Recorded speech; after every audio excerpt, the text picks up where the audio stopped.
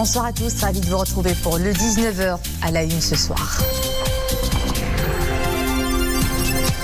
Ouverture du poste frontière à Allenby, une percée grâce à une médiation marocaine directe sous le leadership royal.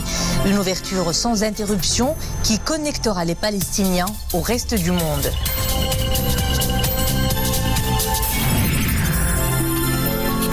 Dans la chronique des sports, les Lions de l'Atlas jouent ce soir la demi-finale de la CAN féminine 2022 face au Nigeria et se qualifient pour la première fois de leur histoire à la Coupe du Monde 2023. Nous en parlerons avec Boukr Ben Ghbrit.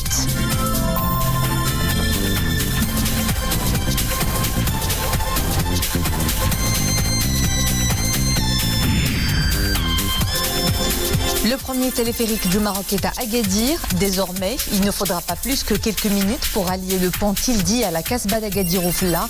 C'est un des projets touristiques phares de la capitale du Souss. La médiation directe du Maroc pour la réouverture sans interruption du poste frontière Allenby Roi Hussein reliant la Cisjordanie et la Jordanie continue à faire la une de la presse internationale. La médiation menée par le Maroc sous le leadership de Sa Majesté le roi Mohammed VI a permis d'aboutir à un accord pour l'ouverture permanente 24/7 de ce passage qui constitue la seule ouverture des Palestiniens vers le monde. Un soulagement inespéré pour toute la population palestinienne. Mrim El-Missi. Le poste frontière à Allenby, Roi Hussein, s'apprête à retrouver le flux des beaux jours. Bientôt, 4 millions de Palestiniens pourront y transiter en permanence et sans contrainte. Une première depuis 1967. اهتمام المملكة المغربية بالقضية الفلسطينية هو ليس مسألة عابرة أو آنية. Sa Majesté le roi Mohammed VI préside le comité Al-Quds qui s'acquitte d'un grand rôle en faveur de la défense de la ville sainte et de la préservation de son identité arabe et musulmane. Cette médiation marocaine intervient dans la lignée des efforts fournis pour alléger la souffrance des Mardessi. Les citoyens de Cisjordanie ont accueilli la nouvelle avec beaucoup d'optimisme. Ce passage frontalier leur est indispensable.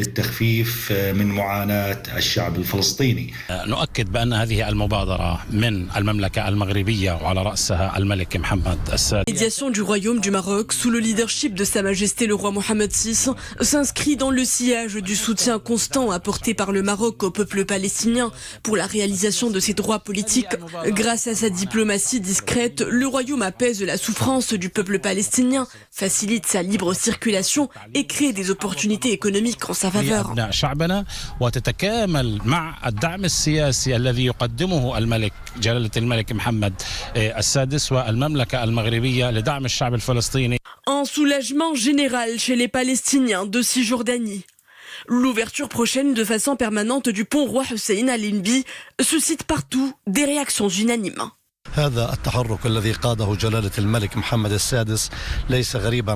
En tant que président du comité Al-Quds, Sa Majesté le roi Mohammed VI défend les droits légitimes du peuple palestinien. Le Maroc est fort d'une symbolique religieuse et politique. Il s'est toujours positionné en messager de la paix dans la région grâce à sa discrète mais efficace diplomatie.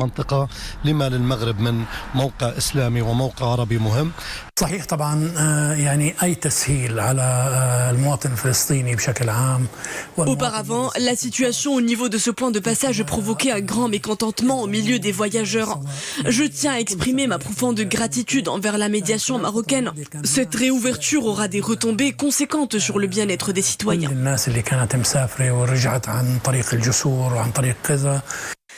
Population, médias et géopoliticiens. La médiation marocaine directe sous le leadership royal est partout saluée. Une percée diplomatique majeure aux retombées sociales et économiques immédiates. Le Maroc a donc joué un rôle clé dans cette décision, titrent plusieurs supports de la presse internationale, en particulier celle des premiers concernés, les Palestiniens. La médiation marocaine est hautement saluée. Mohamed El-Chgar pour les développements. La presse internationale est avant tout palestinienne, souligne dans divers articles éditoriaux que c'est grâce aux efforts diplomatiques inlassable, discret, loin des projecteurs menés par le Maroc sous le leadership de Sa Majesté le roi Mohammed VI, que les autorités israéliennes ont décidé d'ouvrir de façon permanente le poste frontière à l'Embir Roi Hussein qui relie la Cisjordanie à la Jordanie dans une initiative d'ampleur reflétant des dimensions humanitaires nobles. Raya Media Network écrit que cette médiation a été hautement saluée et appréciée par les Palestiniens en raison de ses répercussions positives sur leur vie économique et sociale.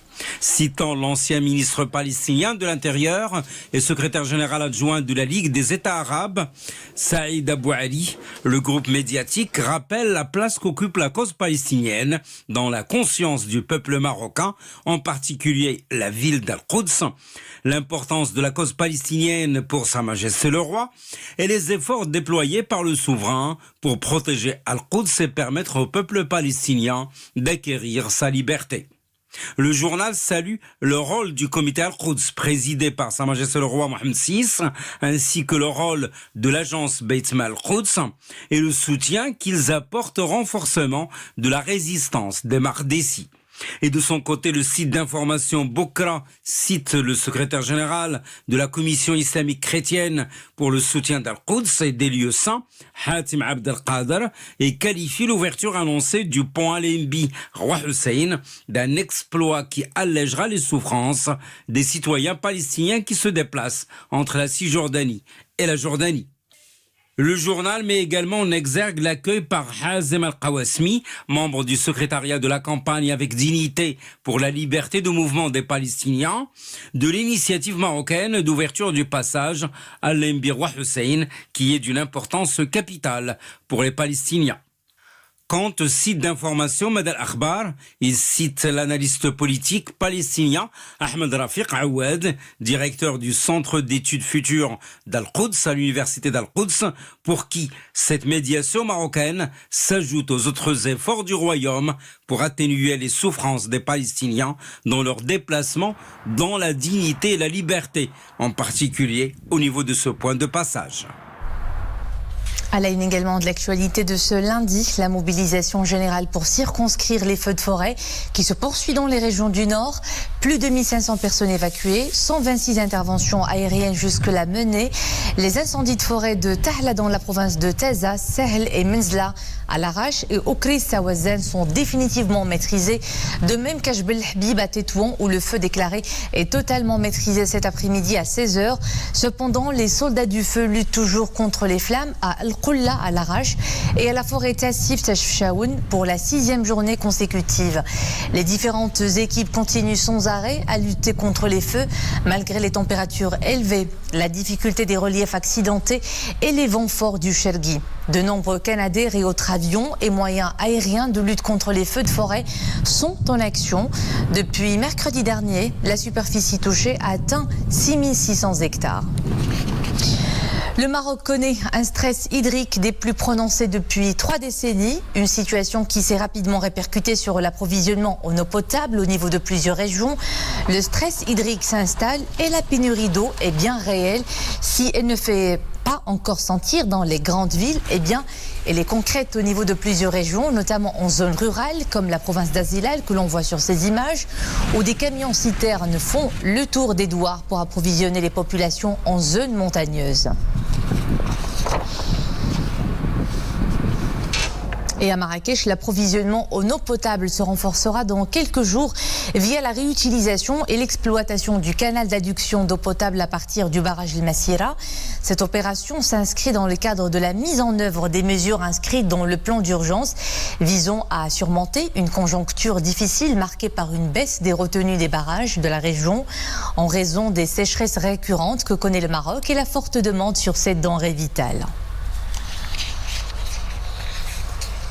En bref, les couleurs du ciel, de fortes averses orageuses et des rafales de vent jusqu'à 22h ce soir dans les provinces d'Ifran, Azilal, Khnifra et El Haouz avec un cumul de pluie de 15 à 25 mm. La situation épidémiologique à présent du Covid, pour ces dernières 24 heures, 469 nouvelles infections, 5 décès à déplorer. Et pour ce qui est de la vaccination, un total de 6 602 675 personnes ont reçu la 3e dose, au moment où la 4e dose a bénéficié à 13 706 personnes. Il est temps à présent de retrouver Boubkal Ben Briz pour la chronique des sports du lundi.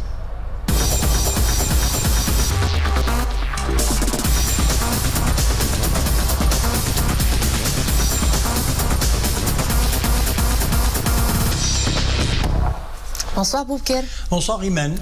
À la une ce soir, à 21h, les Lions de l'Atlas se disputent la demi-finale de la CAN féminine face au Nigeria au complexe sportif Prince Moulay Abdallah de Rabat. Et pour la première fois de leur histoire, elles se qualifient pour la Coupe du Monde 2023. Du jamais vu pour la sélection nationale féminine. Effectivement, Imen, les Lions de l'Atlas sont en route vers la finale. Il faudra bien sûr surmonter l'obstacle du Nigeria ce soir. Elles ont d'ailleurs effectué hier une dernière séance d'entraînement avant de croiser le fer en demi-finale face au Nigeria. Nous le disions ce soir au complexe Moulay Abdallah de Rabat. C'est à 21h. Qualifiées pour le prochain mondial prévu en Australie et en Nouvelle-Zélande en 2023, Rizlan Chebek et ses coéquipières devront confirmer leur excellent parcours depuis le début de la compétition.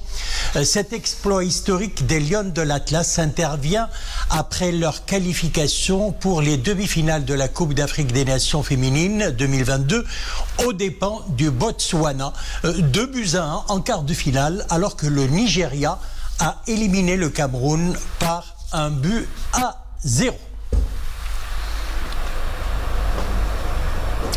Pour ce qui est du programme, donc, l'Afrique du Sud joue en ce moment même à Casablanca face à la Zambie. Et puis Maroc-Nigeria, c'est à 21h ce soir. Toujours dans le même registre, signalons que l'internationale marocaine Rizlan Chebek fait partie de la liste restreinte des nominés pour le titre de meilleure joueuse de l'année dévoilé par la Confédération africaine de football. À une semaine donc de la cérémonie prévue à Rabat, Rizlan Chebek est également en lice pour ce deuxième titre aux côtés de Sanem Soudi et Fatima Tegnaout, toutes les trois sociétaires de l'AISFAR. Leur compatriote Yasmine Zohir concourt pour le titre de meilleure jeune joueuse et le sélectionneur national Reynald Pedros pour celui du meilleur entraîneur.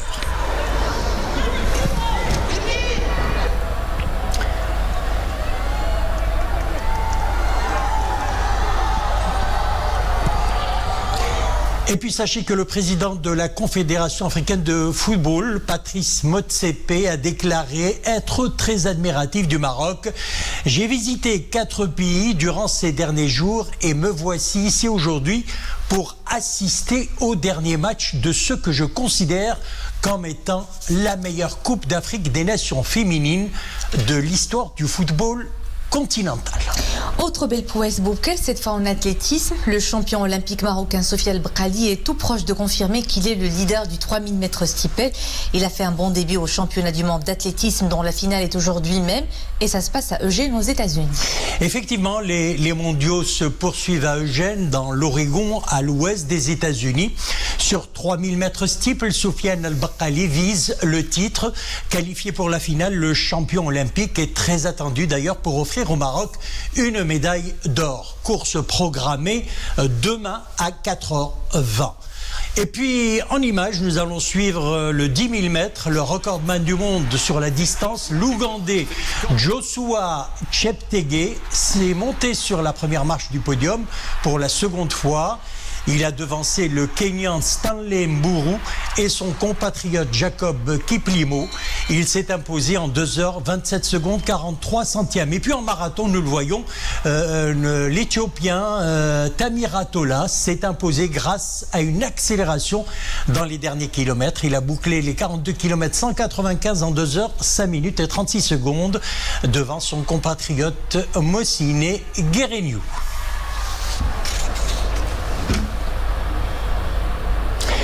Et on passe au tennis. Imen, irrésistible tout au long de la semaine. L'Argentin Francisco Cerundolo n'a pas faibli en finale à Bastad, c'est en Suède, où il a dominé son compatriote Sébastien Baez et remporte ainsi le premier titre de sa carrière. Cerundolo remportait systématiquement les échanges. Il faisait d'ailleurs le break par 2 fois. Score final 7-6, 6-2. À 23 ans, Francisco grimpe après cette victoire au 30e rang mondial. Et c'était le clap de fin de cette chronique. Merci beaucoup, on vous retrouve vendredi. Et bonne chance au Lyon de l'Atlas. Je rappelle que le match est à 21h au complexe sportif Prince Moulay de la capitale. Le premier téléphérique du Maroc est à Agadir et cette période de vacances est justement l'occasion d'en profiter. Après une année de travaux et un investissement de 400 millions de dirhams, le téléphérique fait partie du paysage aérien de la ville. Il vous garantit une vue panoramique pour se rendre vers le site emblématique de la Kasbah Oufla. Reportage Hijib Tamek, commentaire au même Ramdi. Si vous souhaitez visiter Agadir Oufla, il ne vous faudra plus que 6 minutes pour allier le pont Tidli à l'Aqsba. 1700 mètres linéaires de vue panoramique à couper le souffle. Depuis hier, Gadiri et visiteurs étrangers peuvent admirer la ville sous différents angles. Une première au Maroc. Un projet qui va vraiment permettre de dynamiser l'animation au sein de la ville d'Agadir et qui n'est que le début d'un très très grand projet. Et vraiment, nous sommes extrêmement heureux au sein du ministère du Tourisme parce que c'est exactement le genre de projet qu'il faut pour attirer le maximum de touristes, pour drainer de l'animation au sein d'une ville, au-delà de l'hôtellerie bien sûr. Au-delà du boost considérable de ce projet pour le tourisme local, les 30 cabines téléphériques déjà opérationnelles seront également une source de revenus pour les habitants de la ville. Les travaux ont commencé il y a 2 ans. C'est un projet de grande envergure et qui apportera beaucoup à la ville. Cette première tranche a déjà contribué à la création de plus de 200 postes d'emploi. À terme, ce sont plus de 1000 postes d'emploi qui seront créés. Une enveloppe de plus de 400 millions de dirhams mobilisée pour ce grand projet. À terme, le téléphérique d'Agadir pourra transporter 1000 passagers par heure à raison de 90 dirhams aller-retour par personne.